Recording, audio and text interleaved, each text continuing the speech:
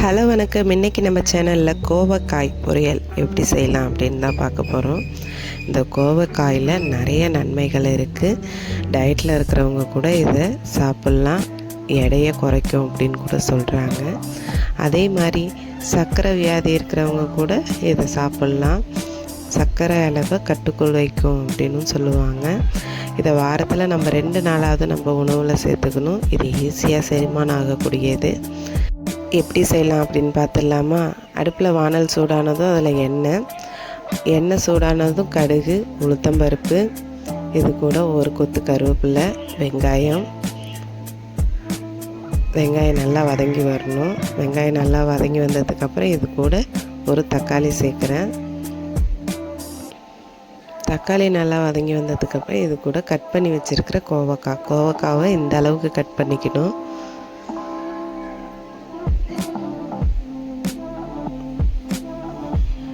இது நம்ம நல்லா எண்ணெயிலே வதக்கிக்கணும்.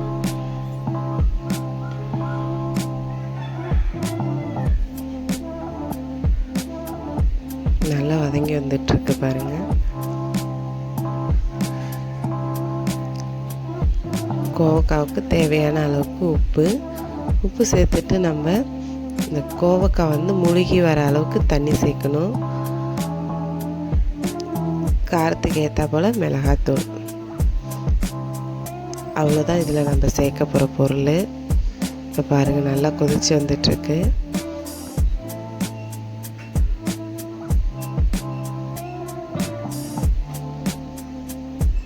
இப்போ தண்ணியெலாம் கொஞ்சம் சுண்டி வந்திருக்கு பாருங்கள்.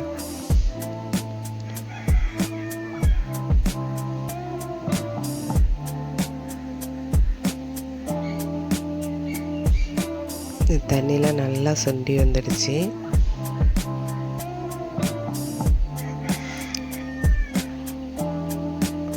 இது அப்படியே கொஞ்சம் சிம்மில் தான் நம்ம இதுக்கப்புறம் செய்ய போகிறோம் பாருங்கள். இந்த அளவுக்கு தண்ணி சுண்டி வந்ததுக்கப்புறம் கொஞ்சம் அடிக்கடி அடி பிடிக்காமல் இருக்கிறதுக்கு கிளறி விட்டுட்டு சிம்மிலையே போட்டு நல்லா நம்ம மூடி வச்சிடணும்.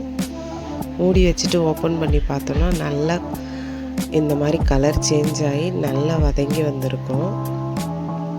நல்லா வெந்துட்டு பாருங்கள்.